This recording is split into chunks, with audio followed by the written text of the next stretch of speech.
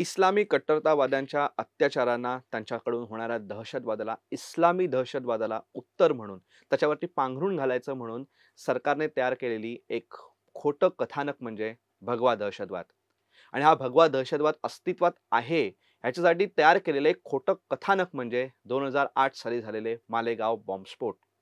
याच्यामध्ये अनेक निरपराध अतिशय निष्पाप हिंदुत्ववादी कार्यकर्त्यांची धरपकड झाली. त्यांचं संपूर्ण आज गेले 17 वर्ष या खटल्यामुळे आयुष्य उद्ध्वस्त करण्यात आलं.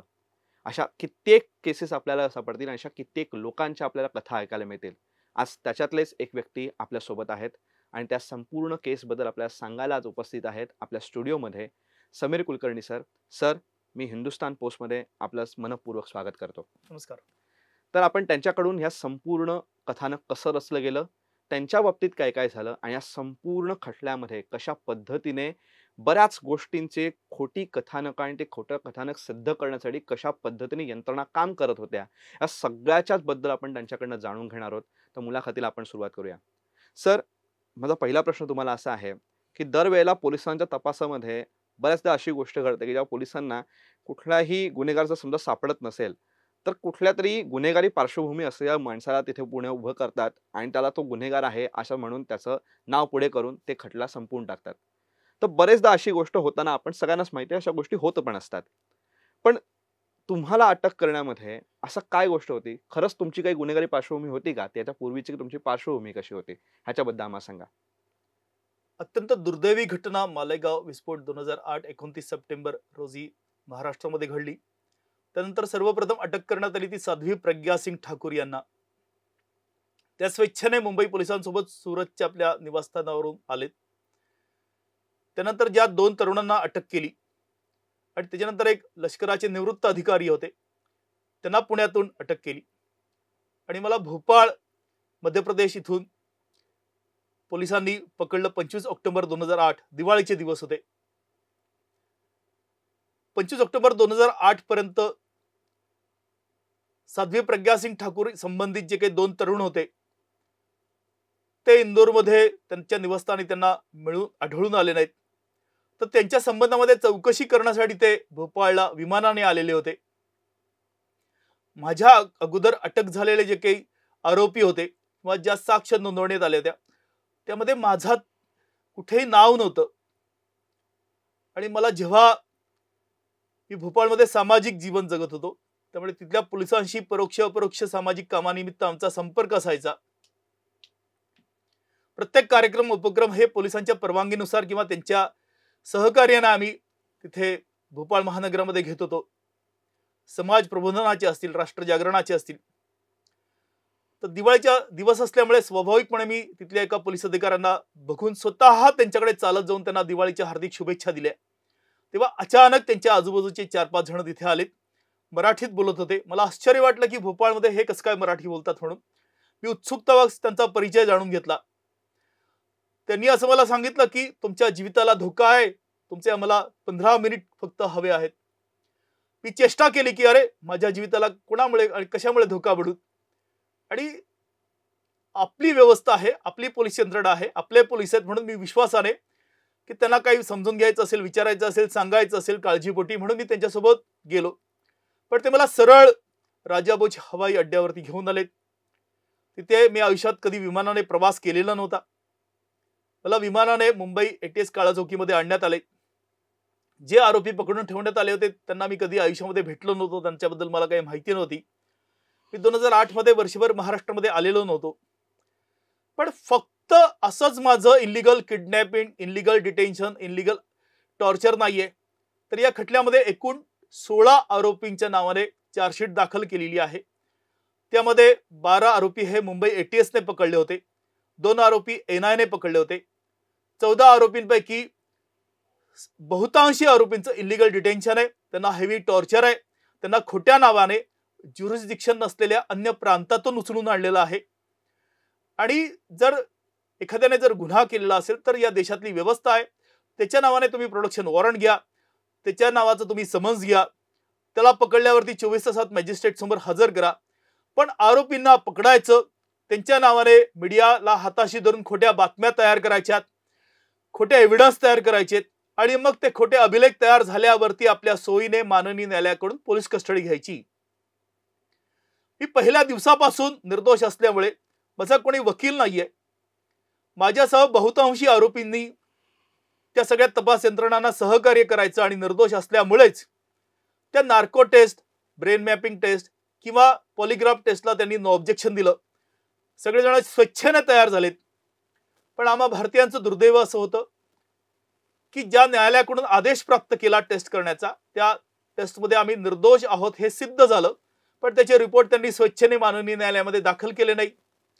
आरटीआय मधून जेव्हा आम्ही वर्षानुवर्ष प्रयत्नांती जेव्हा ते प्राप्त केले, तेव्हा ते त्याच्यावरती विश्वास ठेवायला तयार नाहीत। त्यामुळे कुठलाही गुन्हेगारी पार्श्वभूमी माझ्यासह अन्य कुठल्याही आरोपींची नाही। स्वतंत्र भारतातील एकमात्र उदाहरण आहे की कर्तव्यावरील लष्करी अधिकाऱ्याला आतंकवादी दहशतवादीचे चार्जेस लावून अटक केली। ऑन ड्युटी कर्नलला कधीच या अगोदर अटक झालेली नव्हती। रिटायर आर्मी ऑफिसर की ज्याने देशाच्या त्या सगळ्या सरहदीवरती आपलं कर्तव्य पार पडलं। मुंबईवरचा जो भॅड 93 ब्लास्टचा हल्ला होता, त्यानंतर त्यांनी मुंबईकरांच्या जीविताचं रक्षण ज्या मुंबईमध्ये फोर्ट एरियामध्ये केलं, तर अशा रिटायर आर्मी ऑफिसरला सुद्धा आतंकवादी आणि दहशतवादी म्हणून याच मुंबईतल्या अर्थ रोड कारागृहामध्ये 9 वर्षे राहावं लागलं। ज्यांच्या अंगावरती भगवी वस्त्र होती, जे पोलीस प्रोटेक्शन मध्येच फिरत होते, ज्यांचं संपूर्ण आयुष्य हे खुल्या किताबासारखं होतं, खुल्या पुस्तकासारखं होतं, अशा निरपराध, निष्पाप, धर्मपरायण, देशभक्त तरुणांना, संन्यस्त जीवन जगणाऱ्यांना फक्त आणि फक्त काँग्रेसचं जे काही गलिच्छ राजकारण होतं देशविरोधी, त्याला कायद्याच्या चौकटीत आपलं संविधानिक कर्तव्य म्हणून त्याला विरोध करत होते, म्हणून या सगळ्या हिंदूंना या खटल्यामध्ये गोवलं। या पवित्र भरतभूमीवरती कधीही कुठल्या आक्रमणकार्यांनी नाही, कुठल्याही इंग्रजांनी इथल्या क्रांतिकारकांना, देशभक्तांना, धर्मनिष्ठांना, संतजनांना त्या आपल्या श्रद्धेचा आणि आस्थेची जे प्रतीक होती, जो परमपवित्र भगवा होता, त्याच्यासोबत अश्लाघ्य असा तो दहशतवाद आणि आतंकवाद शब्द जोडला। स्वतंत्र भारतामध्ये पहिल्यांदाच ते हिंदू आतंकवाद आणि दहशतवाद हे खोटं नेरेटिव्ह तयार केलं। तत्कालीन या राज्याचं जे काही नेतृत्व होतं, राष्ट्रवादीचं, काँग्रेसचं नेतृत्व होतं, त्यांनी 2009चं लोकसभेचं निवडणूक डोळ्यासमोर ठेवून फक्त आणि फक्त मुस्लिम तुष्टीकरण करायचं म्हणूनच या शब्दांचा दुरुपयोग केला। विश्वपटलावरती या परमपवित्र सनातन हिंदू धर्माला बदनाम केलं। आयुष्यभर बहुसंख्यक हिंदू समाजांच्या मतांच्या आधारावरती यांनी सत्ता उपभोगली आणि आज दुर्दैव असं आहे की जे गरीबडे मालेगावचे होते, जे करदाते होते, त्यांचं पण कुठल्या संस्था, संघटना, पक्षाशी संबंध नव्हता। विश्वासाने ते या देशामध्ये आपलं जीवनयापन करत होते, त्यांचा जीव गेला, पण मृत्यूनंतर सुद्धा त्यांच्या न्यायाची अवहेलना केली आणि त्यांच्यासोबत सुद्धा एक प्रकारे छल केलं तत्कालीन काँग्रेसने आणि राष्ट्रवादीने। काही संबंध नव्हता हे पहिल्या दिवसापासून त्यांना माहिती होतं। जेव्हा खटला चालला तेव्हा हे सगळे जे काही होते पोलीस अधिकारी खटल्याला सामोरे गेले नाहीत, साक्ष द्यायला आलेले नाहीत। त्यामुळे 323 साक्षीदारांची साक्ष नोंदवल्यानंतर मी ठामपणे कायद्याच्या चौकटीमध्ये या न्यायालयामध्ये आमच्या निर्दोषत्वावरती सन्माननीय न्यायालय शिक्कामोर्तब करेल असं मी आपणास पूर्णतः आश्वस्त करतो। सर, तुमच्या या सगळ्या विवेचनातनं मला एक प्रसंग आठवतो की जेव्हा लोकमान्य टिळक त्यावेळेला हयात होते आणि संपूर्ण स्वातंत्र्य लढा एकदम जोमात सुरू झाला होता, तेव्हा लोकमान्य टिळकांनी असं एका ठिकाणी असं एक स्टेटमेंट करून ठेवलंय केसरीमध्ये की औरंगजेब बादशाह जरी झाला तरी तो कुणाला विना चौकशी तुरुंगात डांबल्यानंतर वरती मला लोकशाही मान्य आहे असा डामडौल तरी मारत फिरत नव्हता। अशा पद्धतीची कशाची ही गोष्ट आहे की वरती लोकशाहीचा देखावा आणि आतून अशा पद्धतीच्या गोष्टी हे सरकार करत होतं। तर ह्या सगळ्या याच्यामध्ये आज तुम्ही सांगितलं तुम्हाला कशा पद्धतीने अटक झाली आणि अशा बऱ्याच लोकांना त्यांनी जवळपास 16 लोकांनी तुम्ही सांगितलं की अशाच निरपराध लोकांना काहीही पार्श्वभूमी नाही, गुन्हेगारी पार्श्वभूमी नाही, काही नाही, कोणी वर्षभर महाराष्ट्रात आलं नाही, मालेगावला कधी त्यांनी शब्द उच्चारला नाही, अशा पद्धतीच्या लोकांना त्यांनी अटक केली। तर तुम्ही संपूर्ण जर सगळ्या लोकांनी ह्या खोटे गुन्हे कबूल करावेत यासाठी जे आम्ही सगळे तुमच्याबद्दल ऐकलंय की पोलिसांच्या कितीतरी अत्याचारांना सगळ्यांना सामोरं जावं लागलं, तर त्या गोष्टींबद्दल आम्ही जाणून घेऊ इच्छितो की कशा पद्धतीने तुमच्या त्या प्रोसेस झाल्या आणि संपूर्ण केसच्या तपासामध्ये तुम्हाला कुठल्या कुठल्या गोष्टींना सामोरं जावं लागलं. ही वस्तुस्थिती आहे की जगाच्या पाठीवरती यच्चयावत तपास यंत्रणा किंवा पोलीस व्यवस्था ही जेव्हा गुन्हेगाराला पकडते तेव्हा ती त्याला बेदम मारहाण करते. पण ते मारहाण करणं हे त्यांचं साधन असतं. साध्य हे असतं की त्या गुन्ह्याच्या तपासामध्ये त्याने सहकार्य करावं, तो गुन्हा उघडकीस यावा. म्हणून आम्हा यच्चयावत भारतीयांचं दुर्दैव हे आहे की त्यांना पहिल्या दिवसापासून माहिती होतं की मालेगावशी आमचा तीळमात्र संबंध नाहीये, आम्ही निरपराध आहोत. परंतु आम्हाला मारहाण यासाठी केली की ज्या गुन्ह्याशी आमचा तीळमात्र संबंध नाही, कधी आम्ही वर्षभर त्या महाराष्ट्रात आलो नाही, मालेगावला कधी आयुष्यात कोणी कधी गेलं नाही, मालेगाव हा शब्द कधी ऐकला नाही, तर अशा सगळ्यांनी त्या मालेगाव गुन्हा कबूल करावा. आणि फक्त स्वतः कबूल न करता या देशातील राजकीय, सामाजिक, धार्मिक त्या स्तरावरचं, क्षेत्रीय स्तरावरचं, अखिल भारतीय स्तरावरचं जे नेतृत्व होतं त्या नेतृत्वाचं पण नाव घ्यावं. उदाहरणार्थ श्रद्धेय योगी आदित्यनाथ जी असतील, श्रद्धेय श्री श्री रविशंकर जी असतील, श्रद्धेय प्रवीण तोगडिया जी असतील, श्रद्धेय विद्यमान सरसंघचालक मोहनजी भागवत असतील किंवा इंद्रजी कुमार असतील, तर या सगळ्यांची नावं आम्ही फक्त वर्तमानपत्रातून ऐकलेली होती. यांना प्रत्यक्ष आम्ही आमच्या जीवनामध्ये कधी भेटलो नाही. यांच्या संस्था, संघटना, पक्षाशी आम्ही संबंधित नाही. त्यांचं कधी आम्ही परोक्ष अपरोक्ष कधी समर्थन केलं नाही किंवा विरोध केला नाही. आणि नाही कधी यांच्याशी आम्ही परिचित होतो, कार्यक्रम उपक्रमामध्ये बघितलंय, भेटलोय. तर अशा ऋषितुल्य व्यक्तींची नावं आम्ही का घ्यायची, म्हणून आम्ही त्याला नकार दिला. म्हणून 24 तासातून 20-20 तास जसं त्या बैलाला नाल ठोकतात तशी नालबंदी म्हणून ते करायचे. बेशुद्ध होईपर्यंत मारहाण करायचे. फक्त पुरुष आरोपींना नाही तर संन्यस्त सदहृदयी अशा साध्वीला सुद्धा प्रचंड मारहाण केली.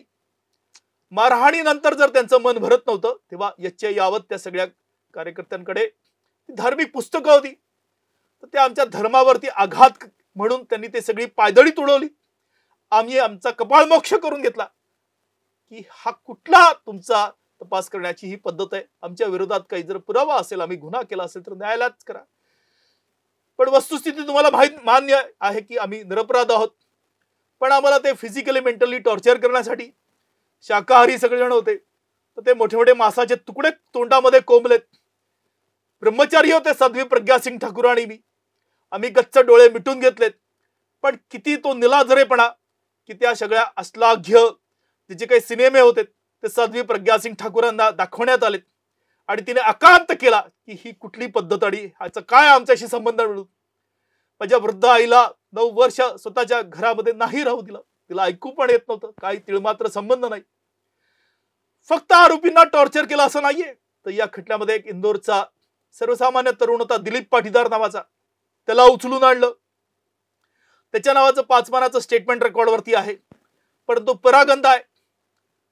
नंतर त्यांच्या घरच्यांनी मध्य प्रदेश उच्च न्यायालयातून आदेश प्राप्त केलेत, सीबीआय इन्क्वायरी झाली, मुंबई एटीएसच्या विरोधात कारवाई करी म्हणून आदेश पारित झालेत.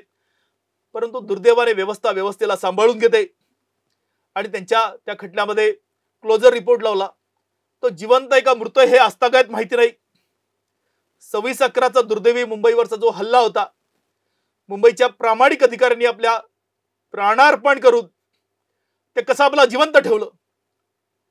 कसाबचं नाव जे होतं ऑफिशियल, त्याच्याकडे जे काही आय कार्ड सापडलं त्याचं समीर चौधरी असं ते आय कार्ड होतं. हातामध्ये सगळे भगवे दोरे होते. काय गरज पडली, कोणाचं षड्यंत्र होतं? जर कसाब जिवंत नसता तर तो खटला सुद्धा हिंदू आतंकवाद आणि भगवा दहशतवाद म्हणून याच देशातील, याच महाराष्ट्रातील निरपराध देशभक्तांवरती टाकण्याचं षड्यंत्र होतं. मुंबई एटीएसने त्याचा तपास नाही केला. सर्वोच्च नेतृत्व श्रद्धेय करकरे साहेबांना होतात मिळालं. मुंबई क्राईम नाही केला, कारण मुंबई एटीएस मध्ये काँग्रेसच्या इशाऱ्यावरती काम करणारे, पाकिस्तानी ISI साठी काम करणारे असे काही अधिकारी होते. कसाबचा मोबाईल कोणी गायब केला, का गायब केला हे जगजाहीर आहे. म्हणून फक्त एक व्यक्ती किंवा एखाद्या संस्था संघटनेशी संबंधित काही जण म्हणून असे या खटल्याकडे न बघता, या खटल्यानंतर पूर्ण तो जो काही खोटा नॅरेटिव्ह होता हिंदू आतंकवाद आणि भगवा दहशतवादाचा, की याच्यानंतर पाकिस्तानी आतंकवादीला सोडून देऊन समझोतामध्ये संन्यस्त नेतृत्व जे होतं या देशातलं, की ज्यांनी घर वापसीमध्ये मोठं योगदान दिलेलं होतं, तर त्यांना गोवण्यात आलं. ते कायद्याच्या चौकटीमध्ये निर्दोष सुटले, न्यायालयामध्ये खटला चालला त्यांचा सुद्धा. हैदराबादचा ब्लास्ट असेल, अजमेर शरीफ ब्लास्ट असेल, मालेगावचा ब्लास्ट असेल, किंवा आता आपण 7/11चा पण बघतो, किंवा अंटाळे याची केस बघतो, की कसे पोलीस अधिकारी वैयक्तिक स्वार्थासाठी, क्षुद्र स्वार्थासाठी आपलं प्रामाणिकपणे कर्तव्य न पार पडता निरपराध देशभक्तांना, करदात्यांचं आयुष्य उद्ध्वस्त करतात. त्यामुळे या सगळ्या षडयंत्राचा पर्दाफाश हा 31 जुलै रोजी होणार आहे असं मला वाटतं. सर, तुम्ही आता जे सगळं सांगताय ते ऐकून खरोखरच म्हणजे आपल्या श्रोते जेव्हा मुलाखत ऐकतील तेव्हा त्यांच्या अंगावरती काटा उभा राहणारच आहे. पण आता मी तुमचं प्रत्यक्ष हे ऐकतोय तर खरंच ते सगळं चित्र समोर उभं राहतं आणि कशा पद्धतीने ते तुम्ही सामोरे गेला असाल, खरंच ते म्हणजे बघून आम्हाला सुद्धा काटा येतोय. पण ह्या सगळ्या गोष्टी सगळ्या असतात. आपण हे संपूर्ण मी या सगळ्या ह्याच्यावरती मला प्रश्न मला असा विचारायचा आहे की जेव्हा असा कुठलाही काही कारण नसताना आपल्या याच्यावरती असा ठपका पडतो, आपल्या घरातल्या या गोष्टींचं काही कल्पना नसते, आपल्या सगळ्या गोष्टींवरती घरच्यांना सुद्धा त्याच्यातनं त्या आगीत त्या सगळ्या होरपळून निघतात, सगळं आपलं कुटुंबीय पण होरपळून निघतात. पण आपल्या समाजातनं तुम्हाला कधी काही मदत झाली का? तुम्हाला मदत झाली तर ती कोणी केली? आणि समाजाचा तुम्ही आज संपूर्ण आज गेले 17 वर्ष तुम्ही या संपूर्ण केसमध्ये आहात, सगळ्या गोष्टी आहेत, तुम्हाला कशा कशा अनुभवातनं जावं लागलं आणि कुठले कुठले अनुभव तुम्हाला चांगले पण आणि वाईट पण कुठले अनुभव आले? ज्या क्षणी वर्तमानपत्रामध्ये आमच्या विरोधामध्ये बातम्या येऊ लागल्यात, तर काही जणांशी संबंधित सदृढतेने त्यांना भेटायला आलेत, कायदेशीर मदत करण्यासाठी पुढे आलेत. पण त्यांना सुद्धा प्रचंड मारहाण केली, त्यांना सुद्धा हेवी टॉर्चर केलं. म्हणून आम्ही पण सगळ्यांशी डिस्टन्स मेंटेन केलं आणि आम्ही आमच्या सगळ्या गरजा संपूर्णच टाकल्यात. हे 9 वर्षात कारागृहामध्ये मी कोणाला पत्र लिहिलं नाही, कोणाला फोन केला नाही, नाही मला कोणाला कारागृहावरती भेटायला बोलवलं नाही, मी न्यायालयामध्ये कोणाला भेटायला बोलवलं. कारण जो भेटायला यायचा म्हणजे साध्वी प्रज्ञा सिंग ठाकूर हे एक जिवंत प्रमाण आहे की त्या स्वतःच्या पायावरती चालू शकत नाही. ज्या हॉस्पिटलमध्ये वर्षानुवर्ष त्यांच्यावरती ट्रीटमेंट होती, सगळे मुंबईच्या बाहेरचे आरोपी होते. या खटल्यातले जे काही आहेत 16 आरोपी, त्याच्यामध्ये साध्वी प्रज्ञा सिंग ठाकूर या गुजरातच्या होत्या, प्रवीण टकलगी म्हणून कर्नाटकचे होते, 5 आरोपी हे महाराष्ट्रातले होते, 3 मध्य प्रदेश मधले होते आणि बाकीचे सगळे उत्तर प्रदेश मधले आरोपी होते. 3 उत्तर प्रदेश मधले होते आणि 6 मध्य प्रदेश मधले होते. सांगण्याचा उद्देश असा की मुंबईमध्ये कोणी परिचित नाही, कधी संबंध नाही मुंबईशी. त्यामुळे इथल्या एका मंदिराने साध्वीच्या भोजनाची व्यवस्था केली होती. त्या मंदिर व्यवस्थापनाने त्यांना सांगितलं की हा डबा तिथल्या कक्षाच्या द्वारपालाकडे तुम्ही हा डबा द्या. त्याने निस्वार्थपणे एक आपलं धार्मिक जीवन जगणारा, त्याचं नाव ब्रह्मचारी असंच होतं, तो जेव्हा डबा द्यायला तिथे गेला तेव्हा त्याला पोलिसांनी उचलून दिल्लीला नेलं, त्याला प्रचंड मारहाण केली, त्याने आत्महत्या करण्याचा प्रयत्न केला. त्यामुळे फक्त आरोपींना नाही, आरोपींचे परिवाराला नाही, तर लष्करी अधिकाऱ्यांना सुद्धा मस्तकी बंदूक लावून खोट्या साक्ष देण्यासाठी त्यांना दबाव आणला, नावं घेण्यासाठी दबाव आणला. नाही तर तुमचा सुद्धा कर्नल पुरोहित सारखा तुम्हाला अटक करू म्हणून त्यांना धमक्या दिल्यात. ते जिथे आपली खासगी नोकरी करत होती तिथून त्यांना पाय उतार व्हावं लागलं. आणि जो काही आपला हिंदू समाज आहे हा अत्यंत धर्मनिष्ठ, कायद्याचं पालन करणारा, कायद्याचा रक्षक, करदाता, कधीही कुठल्याही गुन्ह्याचं समर्थन न करणारा आणि पोलीस यंत्रणेवरती, प्रचार प्रसार माध्यमांवरती एक प्रकारे विश्वास ठेवणारा आहे. प्रथमच कुठल्या तरी सर्वसामान्य हिंदूंना बॉम्बस्फोट सारख्या त्या गुन्ह्यांमध्ये गोवण्यात आलं. त्यामुळे या देशामध्ये अशी कुठली व्यवस्थाच तयार झाली नाही की काँग्रेस इतकं गलिच्छ राजकारण करू शकतं. पण मी नेहमी सांगण्याचा प्रयत्न करतो की फक्त मालेगाव बॉम्बलास्ट 2008 या खटल्यातील आरोपींच्या म्हणण्यावरती आपण विश्वास ठेवू नका, तर तो संपूर्ण घटनाक्रम बघा. विद्यमान जे केंद्रीय गृहमंत्री आहे अमित शहा यांना गृहराज्यातून तडीपार केलं.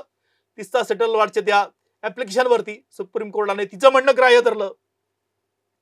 राज्याचं नेतृत्व करणारं जे काही पद असतं ते म्हणजे पोलीस महासंचालक असे डीजी बंजारांना सुद्धा त्यांच्या राज्यातून परागंदा व्हावं लागलं. त्यांचा खटला मुंबईमध्ये चालला, त्यांना इथेच तळोजामध्ये राहावं लागलं. समझोता ब्लास्ट असेल, अजमेर शरीफचा ब्लास्ट असेल, हैदराबाद ब्लास्ट आहे, मोडासा ब्लास्ट आहे, 2006चा ब्लास्ट आहे आणि मालेगाव 2008चा ब्लास्ट आहे.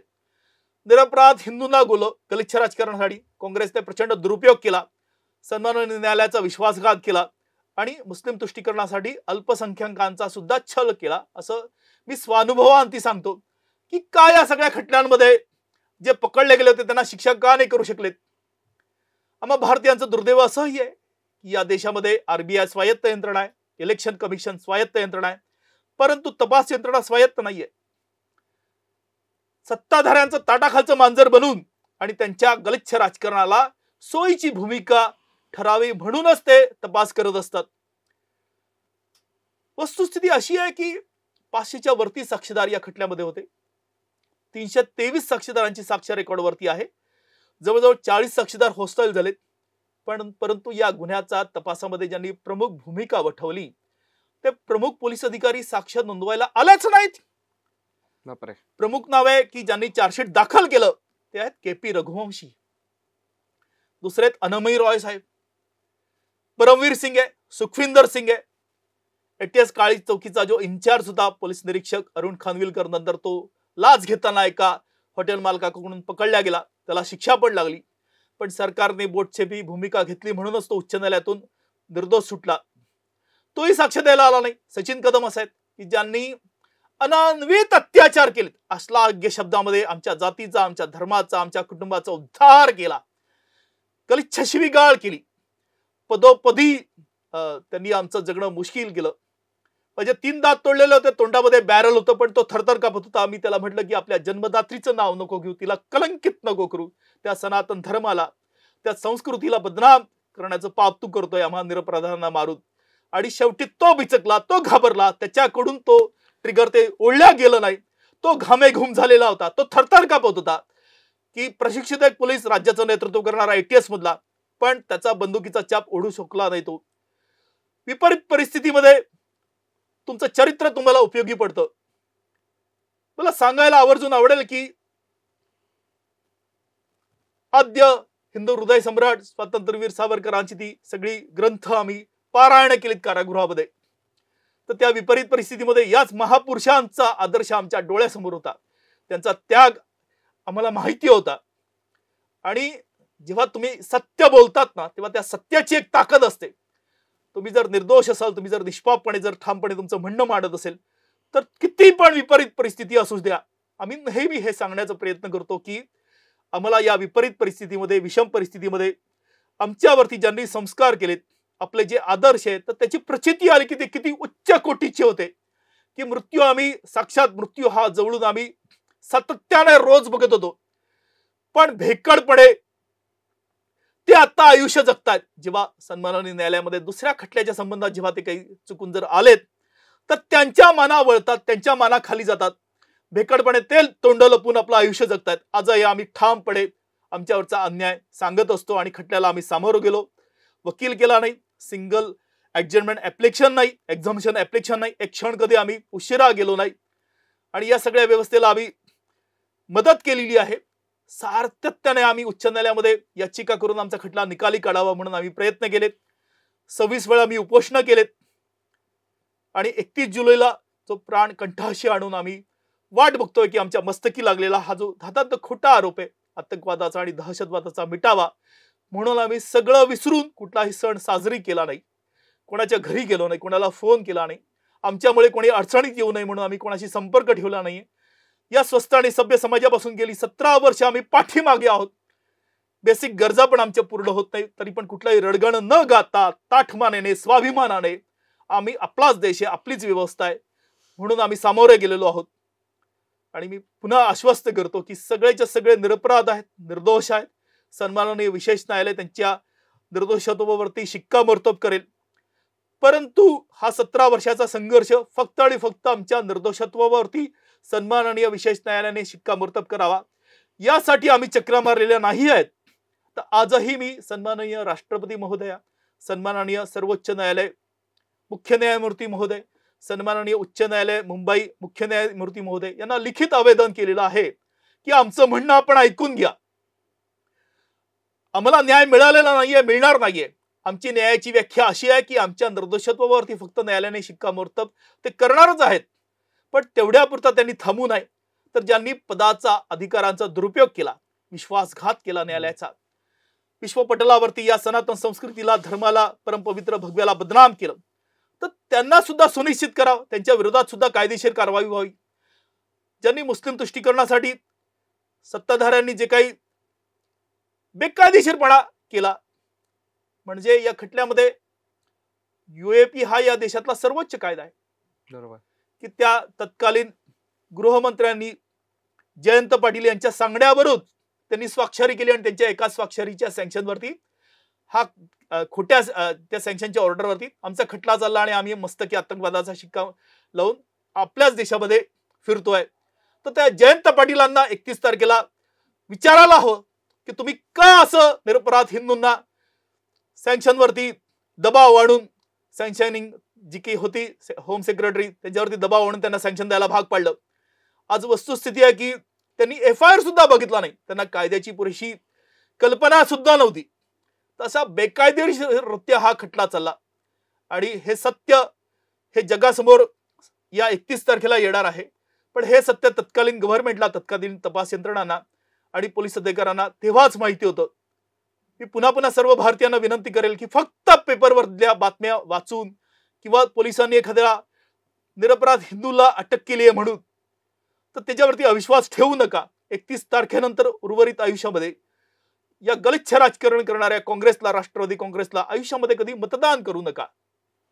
सर, तुम्ही आता जे सगळं सांगत आहात, खरंच म्हणजे तुमची ज्या कणवेने, ज्या संपूर्ण तुमच्या मनात जे काही भावना आहेत त्या सगळ्या तुम्ही आमच्यासमोर मांडत आहात, तर खरंच हे ऐकताना खरंच काटा उभा राहतोय अंगावरती. तुम्ही कशा पद्धतीने सहन केलं असेल, तुम्ही, तुमच्या घरच्यांनी आणि त्या सगळ्याच आरोपींनी ज्यांना इतकं निर्दोषपणे इतक्या अमानुष छळाला सामोरं जावं लागलं. तर या मुलाखतीच्या शेवटाकडे येत असताना मला एकच तुम्हाला प्रश्न विचारावासा वाटतो की आज तुम्ही त्याच्यावरती निर्दोषत्वाची सिद्ध तुमचं होण्याचं, कारण तुम्ही व्यवस्थित तितकं तुमचं आहे सत्य कधी ना कधी समोर येणारच आहे आणि ते येईलच 100%.